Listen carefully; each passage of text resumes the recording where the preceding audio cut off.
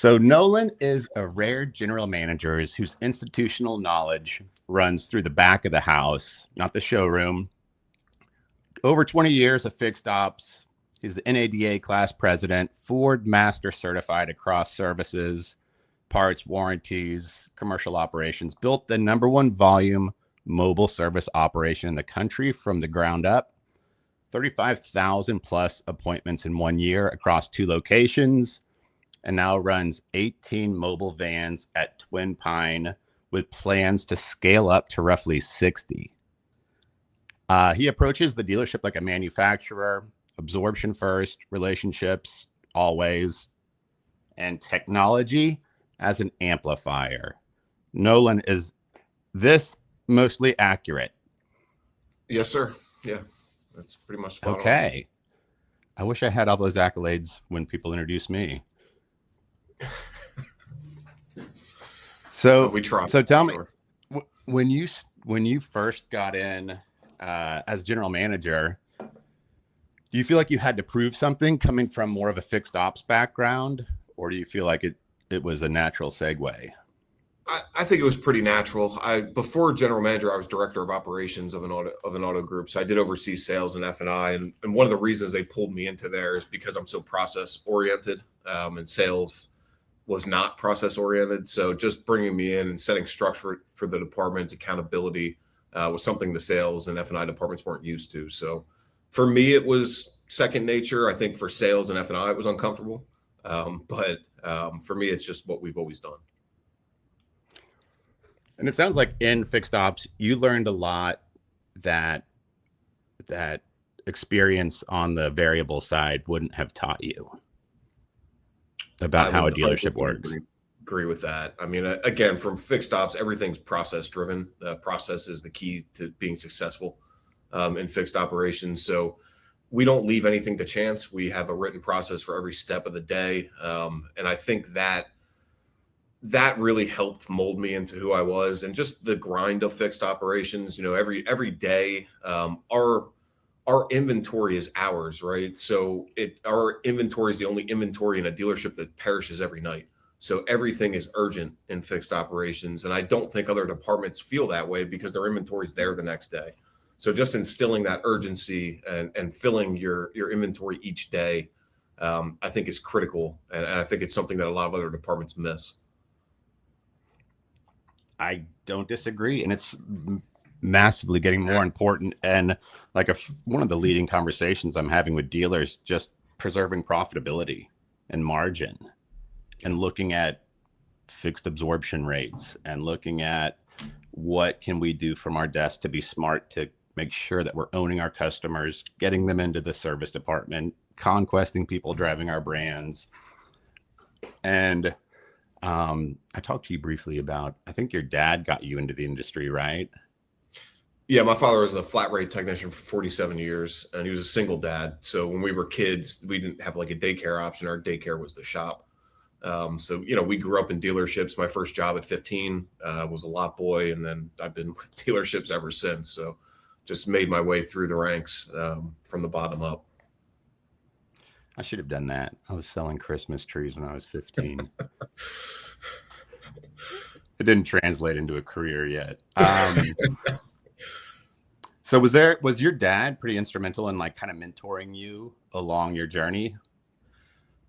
In odd ways, yeah. I mean, he was very against me going into the management side at first, but what I found was he was such a good sounding board for me with processes, because I would talk to him about the things I was thinking about doing. And he would look, I mean, he's brutally honest. So he would either tell me, Nolan, I don't like that. Or he'd say, listen, nobody does that for technicians, Nolan. You would stand out if you did things like this. And he was instrumental in just teaching me what really happens in a shop, right? What guys really expect, how they really feel they're being treated. And I think, technicians they're often mistreated, right? And they're left in the back of the shop. They're out of sight, out of mind. And I made what's important to them important to me. And then, we have that conversation every day, making sure that they're earning the money that they need to, their families are okay. When you show that empathy and compassion to your employees, I really think you get the most out of them.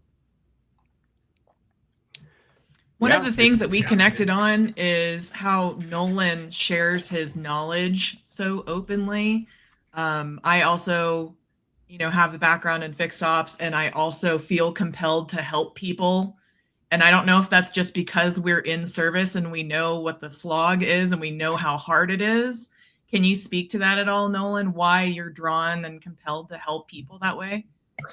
I think I was fortunate that I had really good mentors coming up through the ranks, and you see so many fixed operations departments that they're unstructured, they wing everything, and look, we all have egos in this business, so sometimes it's hard to get through to people and why they should change. And it's not necessarily that people do things wrong; it's just that there's better ways to do things.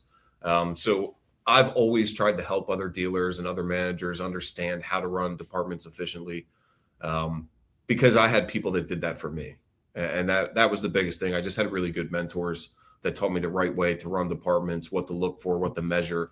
So I try to pass that on. Not everybody wants to take the advice sometimes, but those are usually the people at the bottom of the rankings. So They'd be smart to listen to you. I think so. yeah, it's kind of like a cool inflection point. I feel like in people's careers where you start out kind of scrambling, trying to get a foothold somewhere in your industry and find out what industry you're into. Then typically, like in your 30s, you can start getting good at what you're doing.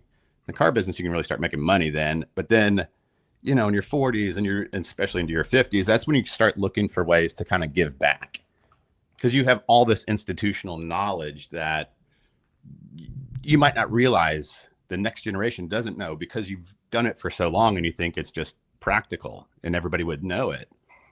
So how are you out there educating other dealers through content or through, Yeah, so I conferences? run a nonprofit fixed operations consulting company called Drive Dynamics. So anybody can reach out. There is no charge, and it's just about helping consult to people that want to be better, right? That they want to grow, they want to do things more efficiently, a better way. I've helped a ton of dealers over the years. Most of it's remote, but again, we over the years there's so many companies out now where everything's automated. There's AI companies, but years ago we didn't have that. So, we built all of our own reporting systems, our own spreadsheets, our own templates, our own tracking. And I've always kept that stuff. So I'm happy to help people and give them that knowledge, as long as they're willing to take it and use it. I'm happy to be a resource because I'd like to be impactful for the next generation. Like I want to leave my mark on this industry. And I feel like my story's still being written. So I want to continue to try to be impactful to the younger generation and watch them grow into management roles. So cool. Yeah, it's like if we can give back and also like look for ways to really benefit within your own ecosystem at the dealership. I feel like it's a great proving grounds for people who've like created really neat companies or neat products within the dealership. Did you guys create your own reporting dashboards and stuff that you were talking Mhm. about? Yeah, I mean, we ran everything in house forever, and we still do. We still use all our own templates, to be honest with you. Um, but and again, it's just we would identify a problem and then create a solution for it, right? And then we would measure that every day and hold people accountable to it. And it's uncomfortable for people at first, but once it becomes regular, then that's just what they do. And I watched my current service manager here. He never worked at a dealership. He started with us years and years ago, and just watching them grow and develop into the managers they are is it's gratifying, for sure. It's cool. Yeah. Yeah. And with the dashboards, were you guys using AI or anything to create these, or was this before AI? No, this was Was this before big? AI. I mean, I did work with an AI company a couple of years ago, and we developed like some production management tools. I developed a tool with a company that would integrate into the DMS and would identify what technicians should be dispatched to job based on their historical efficiency.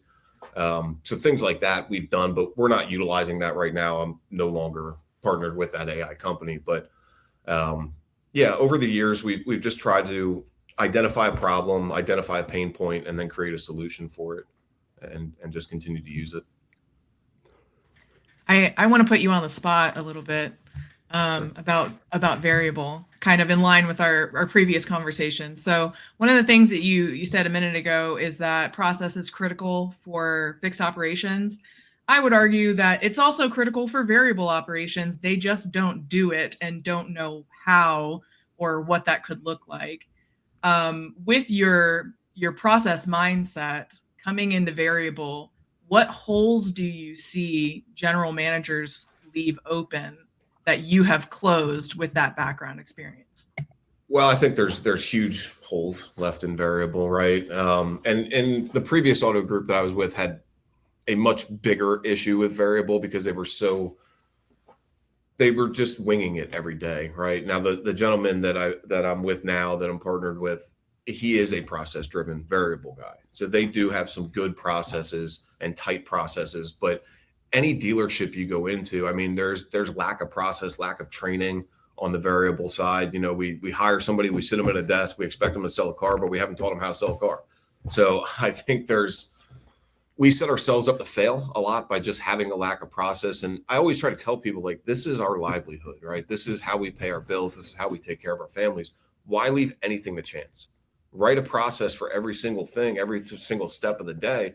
And that way you have, look, they're handrails, right? You're going to fall down, you're going to make mistakes, but you should be able to open up a book and look at what step of the process you missed and then hold yourself accountable to not doing it the next time. So I think process is, that's how you're going to be successful in any business, in any department.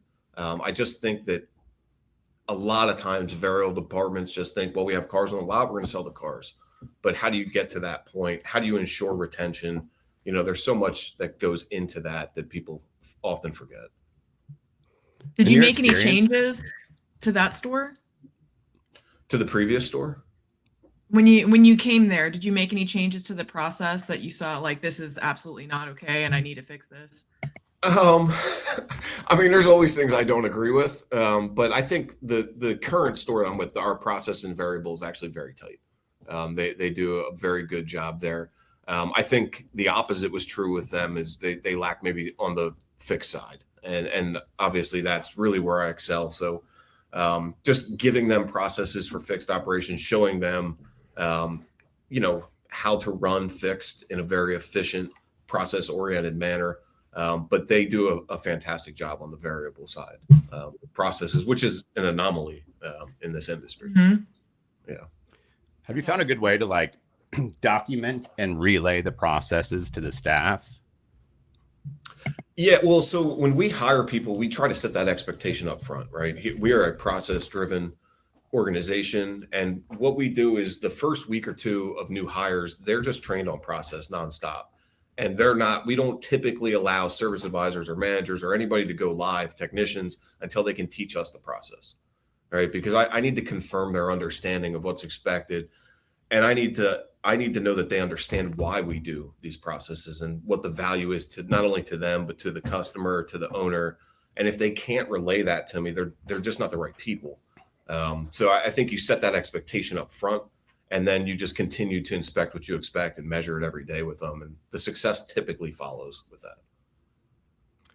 And so something that stands out as like an advertiser is like a way for us to be able to identify the reason why somebody would buy and service and trade with a specific dealership.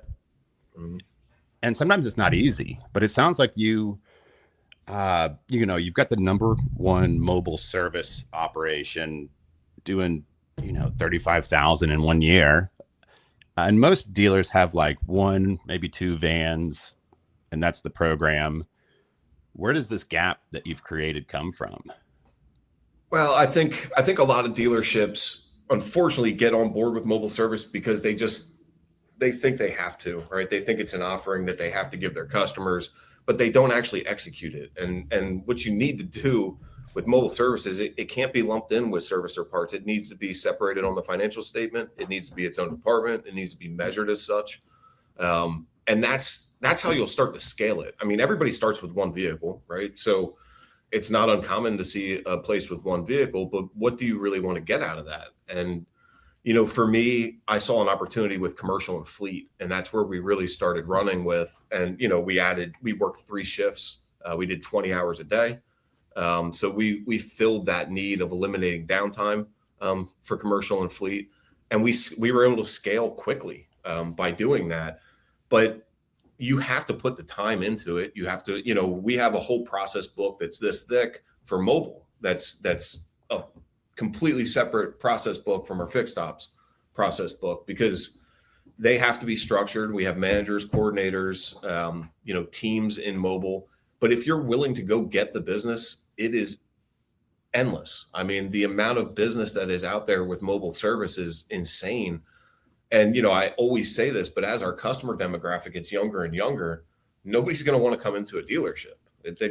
Look, everybody craves convenience. The DoorDash, Uber Eats, everything is brought to you. So you have to be flexible. For so many years, dealerships did an amazing job at forcing people to do business on our terms. But I don't think that's the case anymore. I think you have to flip that. You have to do it on their terms, because you're going to get left behind. I think brick and mortar will always be here for, very intensive warranty work, engines, transmissions, things like that. But I think maintenance, you're going to see fully on the road within the next 10 years. How important to that scaling is being open until 1 a.m. or being available for that service? It's critical. It's because with fleets, you have to have a second shift. You have to operate when they're not operating to truly get their business. So, we have three separate arms of our mobile department, and typically the commercial and fleet's the 2 to 12. So the 2 to 12 shift is where we do almost all of our commercial and fleet business. And that's you guys sending out a service tech to the parking lot of a pool cleaning company and servicing the trucks there, and having a sales team that connects with that pool service company and setting up a contract with them of some kind. Yep. Yeah, we have on the road guys that are out every day, touching new fleets, talking to them about what we do. And then obviously we have a whole team, a whole department at the store with coordinators, managers, technicians that set up the day, dispatch everybody, write the repair orders, close everything out. So, but again, it's completely separated from service itself. It is its own department. It's measured as such. And I think a lot of times, again, I think dealers just get into it to get into it. And they kind of feel it's a burden, but really it's an opportunity, is what it is. And if you're willing to put the time in, again, the work is there. It just, it does take a lot of time. I mean, it is not easy to get it set up, but I always try to tell my people it's a machine, right? So once we build the machine, it's built. All you have to do then is maintain it. You might have to replace a piece once in a while, but it's running, right? So it's just that initial, pain point of getting everything to that point. But once the machine is built, it runs. Do you have a feel for what percentage of the mobile services are commercial versus individual customers? At our store or nationwide, do you mean? Just yours. We're probably 70-30, 70% fleet commercial. And then 30%, B2C and B2B. What's been effective for you to get the word out to get the consumers? You got to get on the road. I mean, I probably spent, years back, maybe 4 years ago, I probably spent 1 day a week driving to New York City every week just to try to get some of the larger contracts. And I was told no a lot, but it was just getting in front of the right people, right? You had to find somebody that understood the value of what we were offering. And then once I did that and was able to get in front of them, we were able to land contracts. And, it's a snowball effect. It feels like once you get one, then they all start coming to you at that point. But again, it would have been easy to just give up and stop going on those trips and stop presenting. But I truly believe in mobile service. I do think it's the future of our industry. So we just, we were steady with it. We were consistent, and the results eventually followed. But it wasn't easy, and it was definitely time consuming. One of the biggest challenges when I was trying to do mobile is making the numbers work because of the hours for transit, fuel. You got to haul all your stuff there. Half the time the tech gets there and he's missing a tool that he needs and he's got to come back to the shop and whatever. Do you have a different labor rate for your mobile, or how did you overcome those to make sure this was profitable? Well, for commercial, we do have a different labor rate, but I think and I think again, it's just a mindset switch because everybody says that, right? Does mobile pencil? Does it pencil? Well, of course it pencils, right? Or nobody would do it. But you look at, you don't have a brick and mortar, right? I don't have rent to pay. I don't have utilities to pay. I do have the cost of the van, and that's my rent. But the cost of operating is much less than a brick and mortar.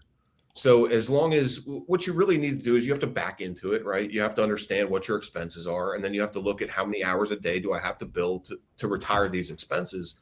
But it's really not, it's not a lot. And I think we all get stuck in these mindsets as dealers because look, we're all NADA or NCM, and we all understand 76% gross for service, 42% for parts, and you have to think outside that mindset, right? You might get 60% GP on service, you might get 30% on parts, but this is business that was never coming to your store ever. So you're going out and you're getting that business and you're bringing it into the store.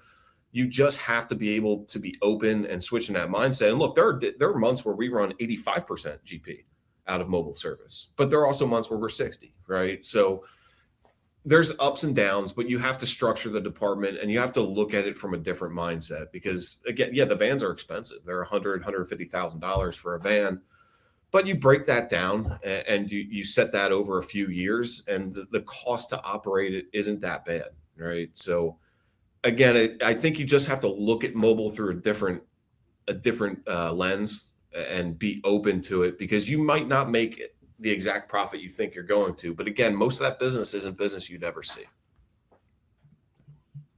I wish I had met you 15 years ago when I was trying to do this. Yeah. I could have used your help for sure. Well, the mobile community too right now is there's so many top players that are just good people. And we have a mobile 20 group that we do with all the top guys and everybody's so open to sharing best practices of, hey, here's what we're doing. And if you're willing to get out there and talk to people, you can learn a lot. It's just a lot of people are afraid to do that. Again, I think ego drives so much in our business that people just don't want to admit they're failing at something. But there's people like myself and a lot of other people in the industry that would be happy to help you be successful if you just reach out. How many vans do you guys have right now? We're on 18 right now. Where do you want to get to? We had 33 running 3 shifts. So, I mean, I'd love to be 50, 60.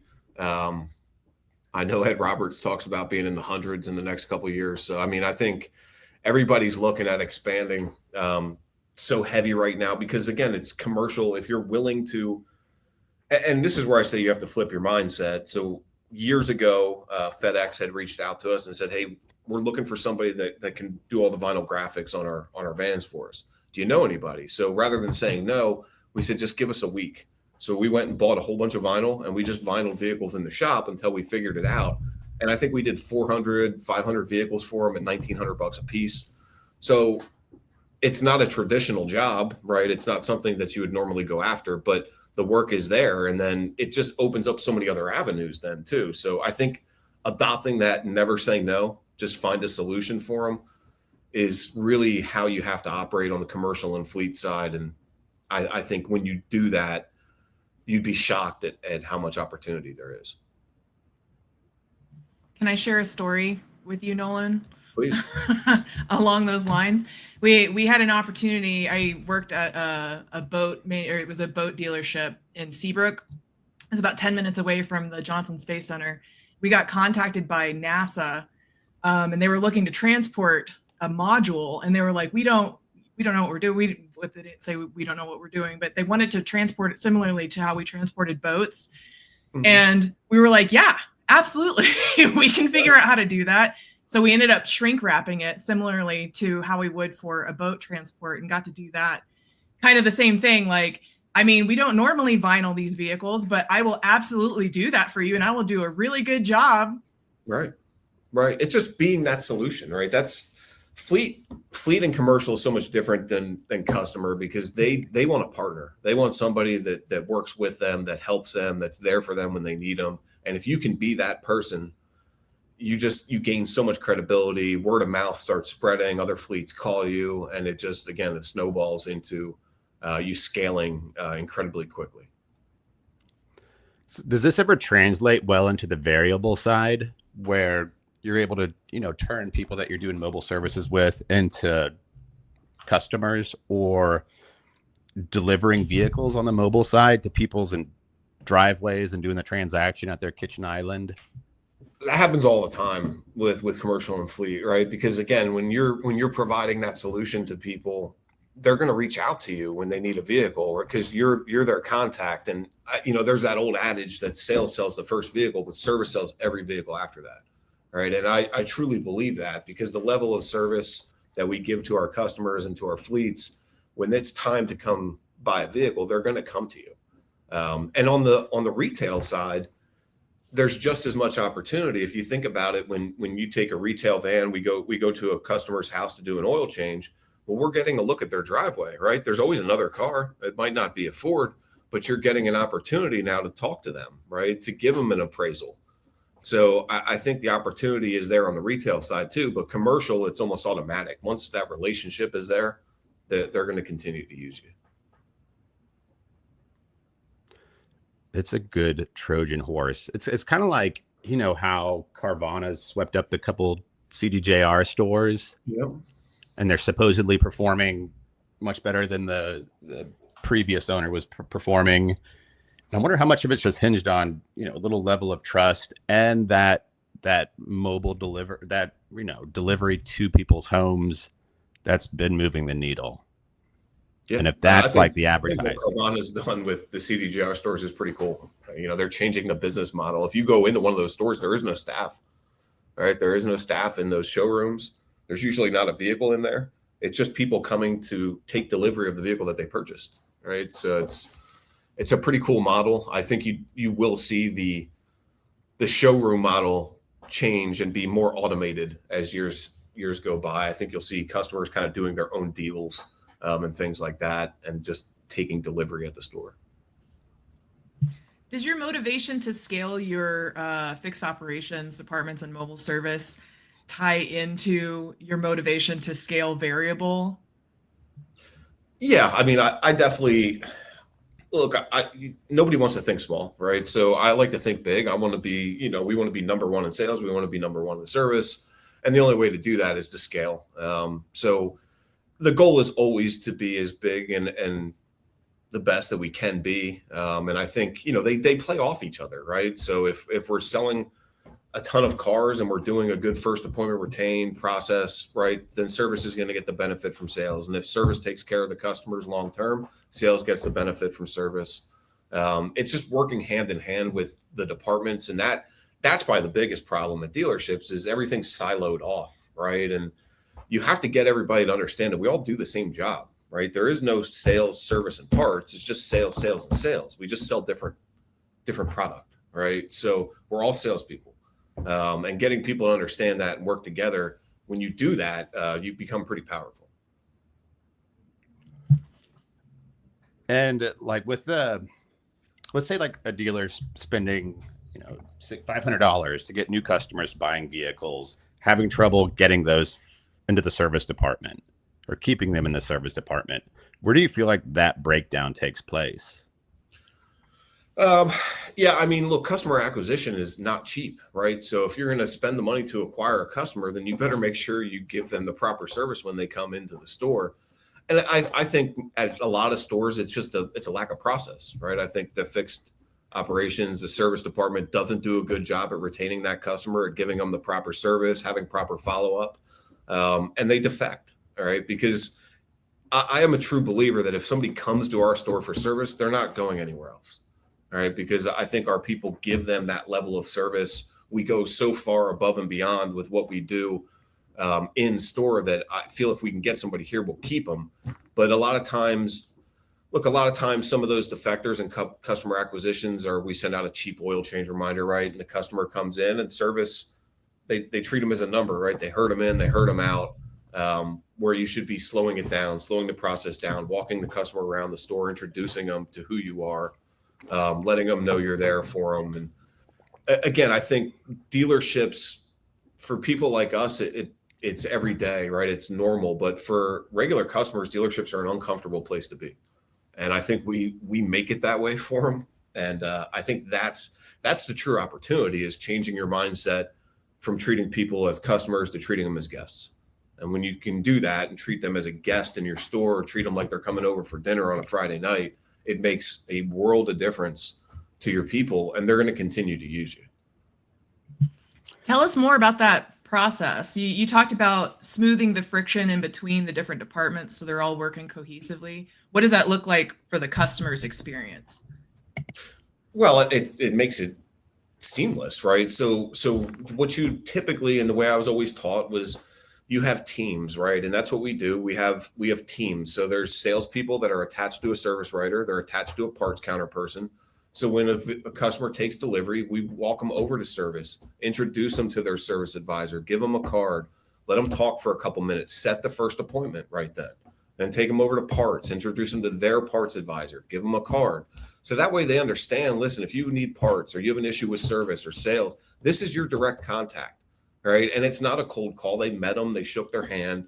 But again, I don't think stores do that. And then it becomes uncomfortable, and customers don't necessarily know who to reach out to or what to do. I think you set that expectation with the customer on day one, and then you just, obviously you have to live up to your word at that point. But I think when you do that, it just gives a level of familiarity to the customer and makes them feel comfortable. Almost like we're a team. Wow. Right.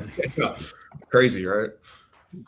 This is cool. So like with inbound phone calls and stuff like that, I think I read that you were working with, tinkering with AI for reception, scheduling, stuff like that. How's that been working for you guys? We've had good success. Early on, AI was still new, and we were one of the early ones to jump on and use it for reception. And one of the biggest issues that I had with it early on was that they viewed your capacities as appointments, right? And that's such a skewed metric, because I don't care about the number of appointments. Excuse me. You could have 100 oil changes, and I'm not filling my day's inventory of hours. So just and we worked with these companies, every day, and helped them change their model and start viewing capacity as hours. Once they did that, it was pretty smooth. The AI voices were a little choppy to begin with, but they've come a long way. Companies right now are very slick. AI reception, I believe, is invaluable. One of the biggest things is if 1,000 customers call your dealership right now, every call is answered on the first ring. So it's hard to measure sometimes how many calls get dropped and how many people you're not taking care of in the course of the day. So that was the huge benefit for me initially with AI reception, was just ensuring no call ever got dropped, and that we're capturing every customer that we can. It seems like it's making a better customer experience, even if they realize they're talking to AI.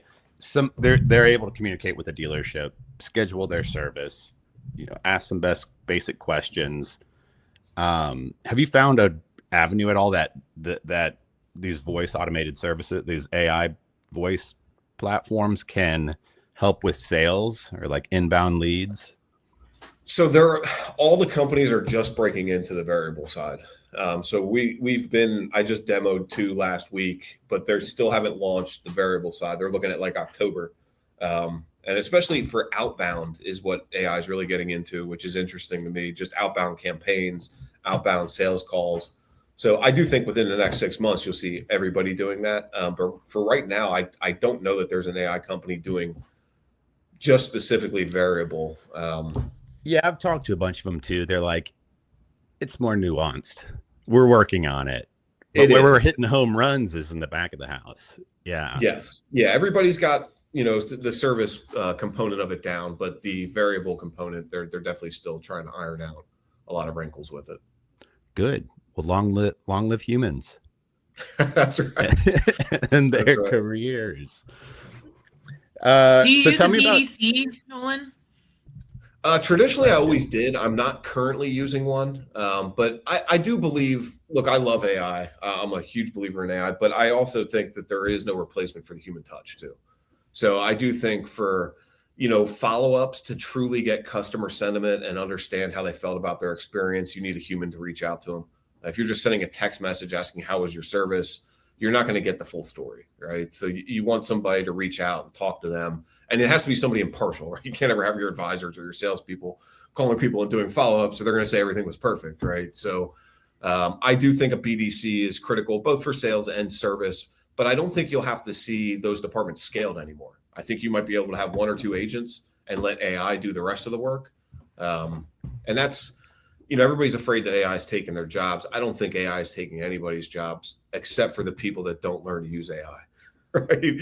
If you learn to use AI with your job, you'll be fine. I think it's just here to assist us. So you just have to view it that way. Controversial words. Yeah. And with Drive Dynamics, with you doing the nonprofit consulting to help dealerships ramp up their fixed ops, what, like with all the conversations you've had with stores, what do you feel like the universal thing that dealerships are getting wrong with their fixed ops?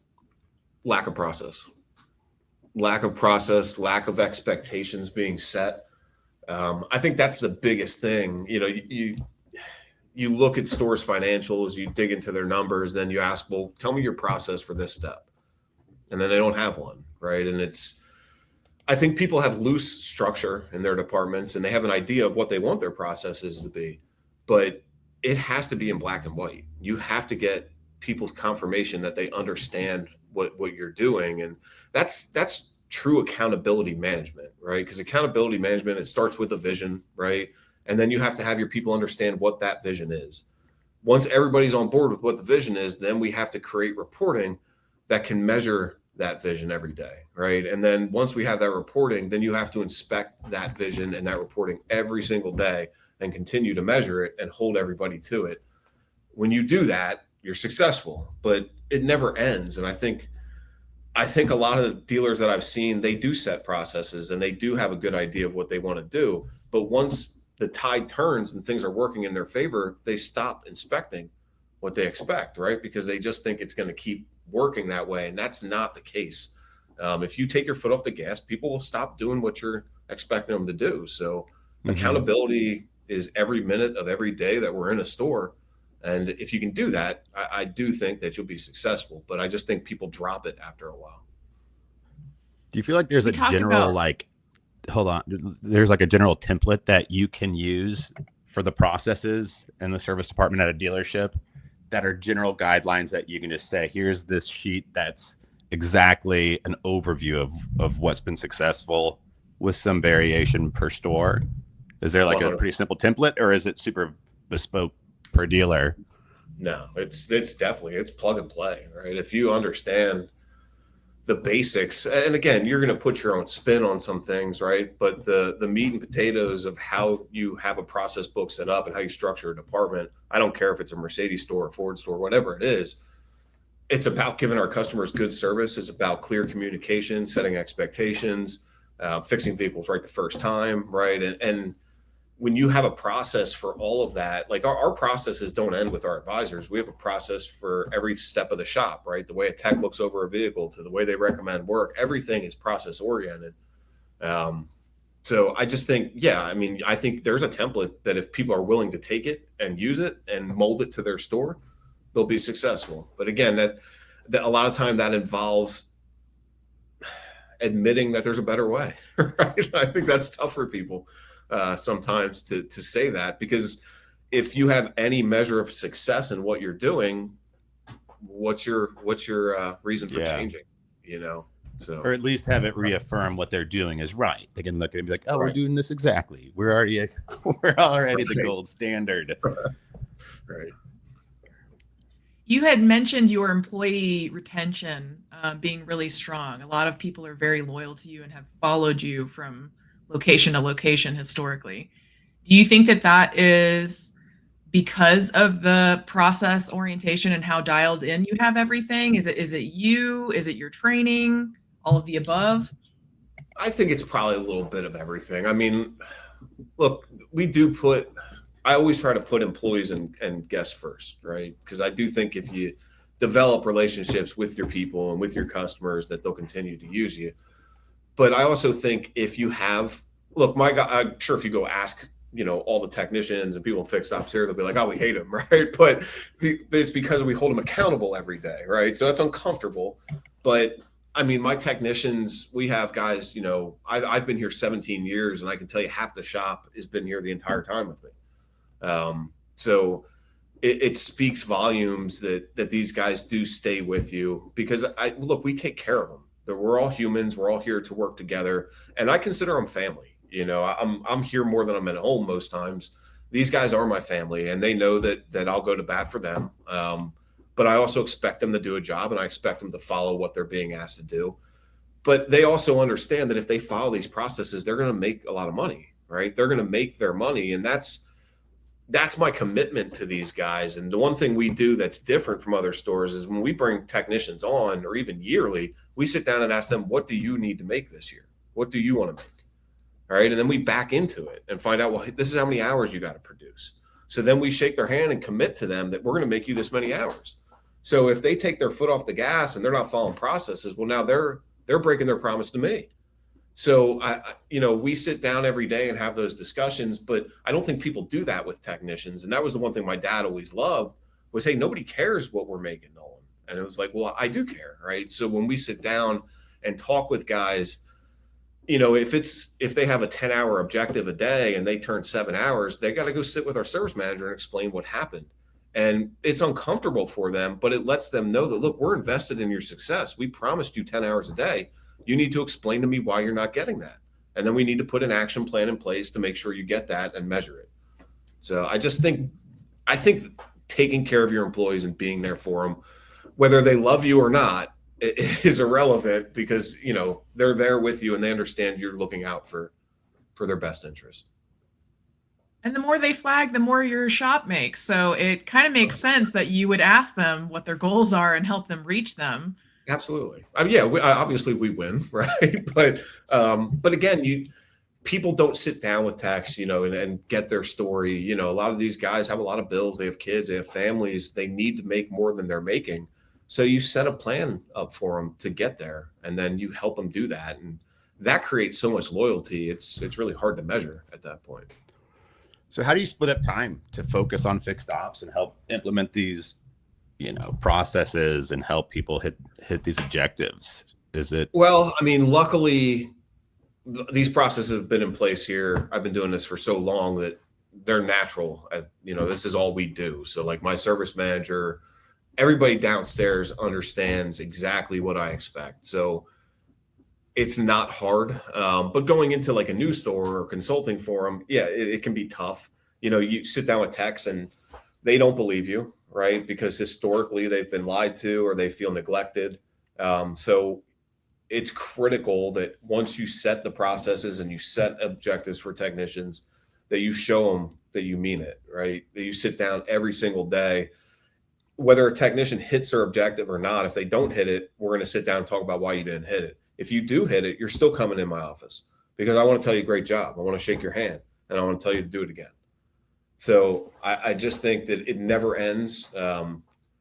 But it's not hard to implement them because people, whether people admit it or not, they want structure to their day, right? They want a process. They want to understand why they're doing what they're doing. It's just sometimes people want to go against management just to go against management sometimes. But I do believe people want structure. Nobody wants to come into a job and wing it every day because that's a recipe for failure. Just look over the other person's shoulder for a week and then you're on your own. Right. You set them up to fail, right? And then you wonder why, the department's failing. Well, it's because you have bad management, right? And if an employee, ever leaves or loses their job and you don't know why, you're the problem, right? The manager's the problem. So I just think, again, it's just being a human being. I think that gets lost a lot in our industry. Everybody's treated as a machine, as a tool, but they're humans, right? They're grinding away every day just like we all are. So just having some empathy, being willing to talk to them and be there for them is critical. Do you have like a regular Your background cadence as a set master up? tech. Sorry, go ahead. No, do you have like a cadence set up for like every Tuesday I get together with the techs in the service department and talk to them about the objectives and reiterate the process? Well, that happens daily. So my service manager, that's a daily talk, right? So we do reporting, right? So I have tech hour report, flat rate hour report, all these reports I have my service manager do. So in the morning before techs dispatch the job, they have to talk about the previous day's hours. So it's a daily thing, because I think, look, and this is how I've always presented to service managers, because they would love to do it weekly or biweekly. But if a technician has a 12-hour objective and it's a Monday and you come in Tuesday morning, you only hit 10 hours, well, I only got 4 days left to make that up to him, right? And if I wait a week, it's gone. I can't replace those hours. So I need to put a plan in place immediately to make those hours back up to him and let him know that, hey, I know your objective is 12, but now it's 14 because I got to make these 2 hours up to you. I owe it to you because we shook hands and agreed that this is how much money you're going to make. It has to be done every day, nonstop, forever. All right. And that's how you become successful. If you measure it once a week or bi-weekly, you're going to fail because there's just no time. Again, our inventory is perishable. So once it's gone, it's gone. I can't create more hours in a day. And how often are you going back and looking at the reporting? Are you looking at it multiple times a day? So I have my manager send it to me every morning, right? So I'll look at the reporting every morning. If there's any inconsistencies or problems, then I'll call them up to my office. We'll sit down, we'll talk about it, try to put an action plan in place, and then correct it from there. And look, sometimes you can't fix it, right? Sometimes it might be a slow week and you don't have the work to make it up to the guy, but they still see how invested you are in trying to make that time up to them. It's not just that we don't care and this guy lost time. No, we're actively trying to find those hours for you. And again, it creates loyalty. It creates people that want to work for you because I've been to plenty of service departments. And with the previous group I was with, we bought stores and I would go in and man, these departments were rough. They were very rough. And when I sat down with techs, they would almost treat it as a joke, what I was saying, because they didn't believe that this is real. But when you show them that, hey, this is really how we do business, I think it turns the view of technicians and definitely it gets them involved, right? If I have a tech here that I need to stay till 7:00 tonight, they're going to stay, right? They're just going to do it because we're family, right? I would do it for them. They would do it for me.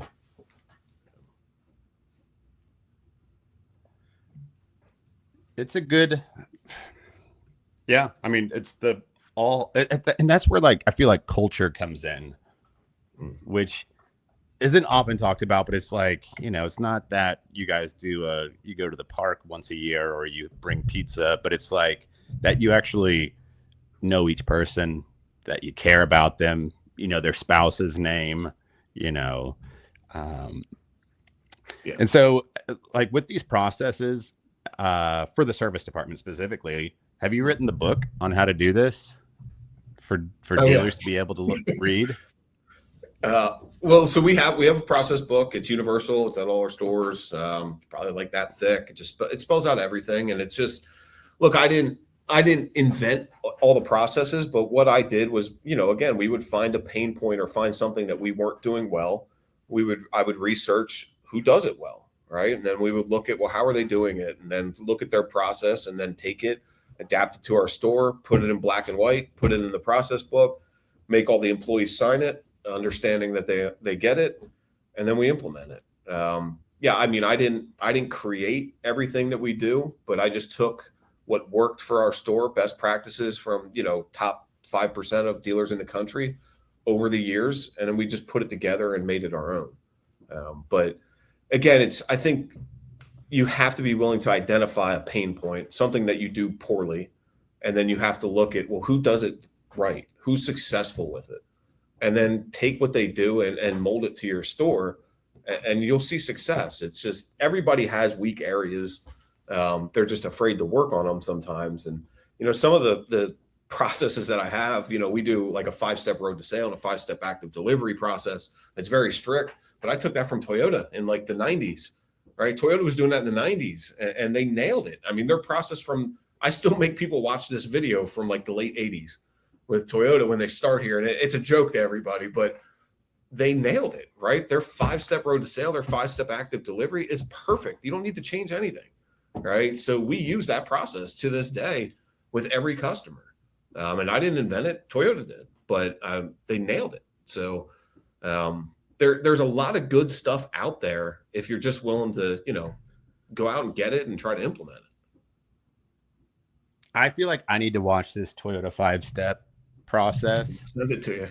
I'm also interested in looking at your reporting at some point that you're looking at, because I do insist that as a vendor or as an advertiser or as somebody in the industry, we need to really understand what matters to the dealership and specifically the dealership you're working with, so we can do what we can with those budgets from our desks to help make those numbers grow that they want to see grow, versus let me tell you what's important. It's going to be volume of clicks. We're going to get a lot of clicks, and then it's like, okay, I guess that's going to help the bottom line. Maybe we'll see. But it's like, hey, here's some key areas I want to improve on at our dealership.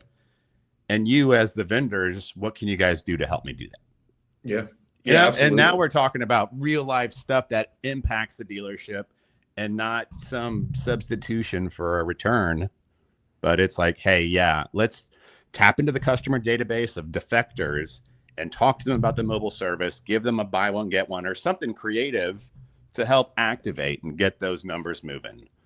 I think you hit on an important piece there, because I mean, that you nailed it, right? Vendors come out and they tell me what they're going to do for me, but they don't ask me what I need, right? And that's, if we sat down and had that conversation of, well, here's where we're lacking a little bit right now. Here's the measurements that are falling flat. What can we do to increase these items? It's a much more important talk than just here's what we can do for you. And again, what you can do for me might be irrelevant to me at this time. So yeah, I think that would be huge. Well, if any dealers listening are interested in hearing more about Drive Dynamics or connecting with you about helping with the service department, what's the best way to get in touch with you? Reach out to me on LinkedIn, or you can reach out to me at nolan@drivedynamicsds.com. Happy to answer anything that I can for you. And again, it's anything and everything fixed ops is in play. If you have issues with parts and, obsolescence or whatever it is in fixed operations, I'm happy to share any knowledge I can and try to help you become successful where you're falling flat. Next time we talk, let's talk about parts more. I'm really interested in parts. I can talk about parts. Yeah. So, yeah. And that's a huge problem with a lot of stores too, right? Is parts and lying to themselves. And, I went into a store once and asked them what their first time fill rate was. And of course it was 97%. And it's like, well, let me see your lost sale report. Right. And then there's no lost sale report. So is your first time fill rate really 97%?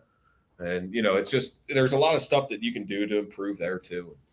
Again, I don't think we're ever done improving, right? I mean, there's stuff that we can do better every single day, and you just continue to work on it. And that's the cool thing about the automotive industry is you're never done.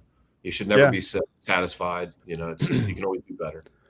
I dig it. Like if it wasn't constantly changing and evolving and new headwinds and tailwinds, like, I don't know how necessary we would be.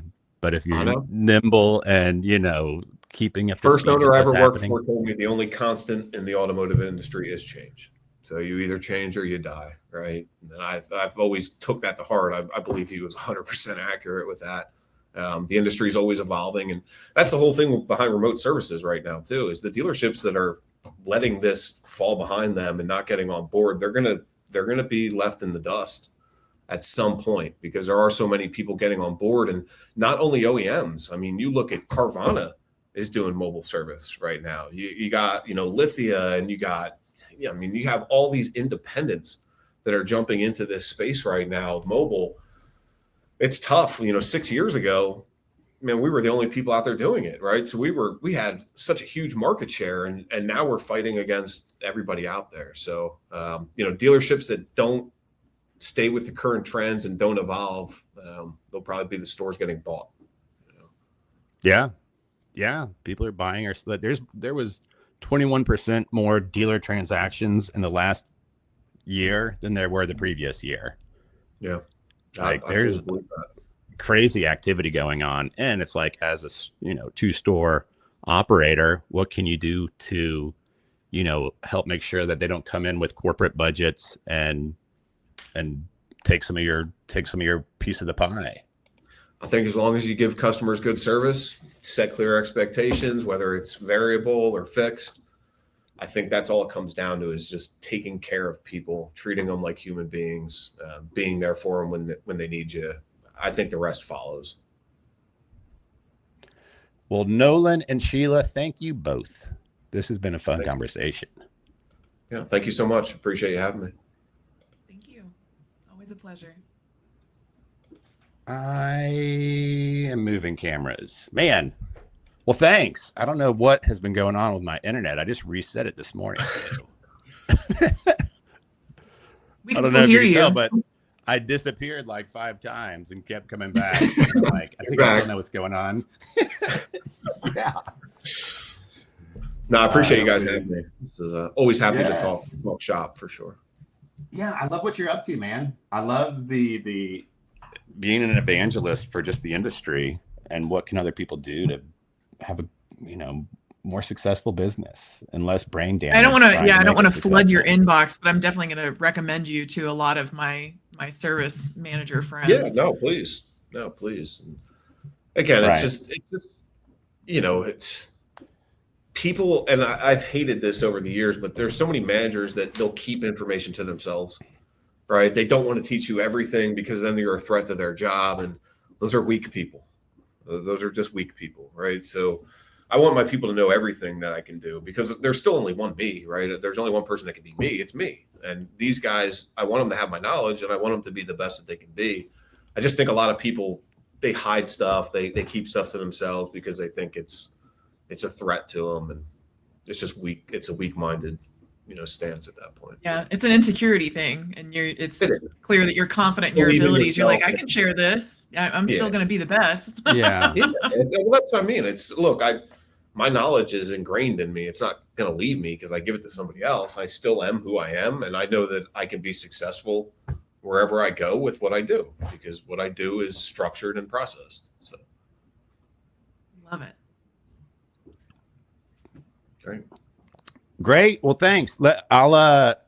We'll trim the ends off of this thing, and I'll share it with you before it goes live. Hopefully, maybe by tomorrow. Sure. Yeah. Whatever. And yeah, thanks. And it's so cool to know what you're up to with the service, just because, like, as a vendor, it's like we have relationships with hundreds of stores. And we just do a fine thing. It's social media. Sure, we can impact different departments, but I also want to be I want our team to be a good resource for the dealer. Sounds like here's something you're really struggling with. Here's what we can do to help. But I'd also consider talking to this person before we start trying to flood the service department.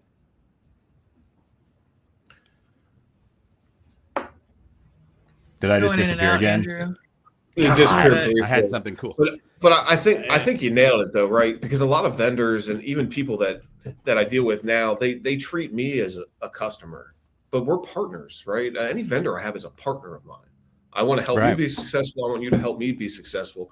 The vendors that I have that truly get that partnership, I love those guys, right? But it's just a lot of times you're just treated as, well, let's just get a new client. Let's get these guys under contract. It's a partnership. Everybody that we do business with, we should be in business together for each other. So, right. And it's like your service department isn't performing well right now. It sounds like, here's what we can do from advertising. But I think first you might want to, sounds like you need to hire some techs. Sounds like you need to help kind of like flush out the processes. Let me introduce you to somebody first. Right. And then month 3, month 4, critical. That's when we advertise for it. That's when we start to. Now you're truly invested in their success. Yeah. No, I love it. That's exactly how it should be. Cool. Well, Sheila, guys, Nolan, this has been the highlight of my day.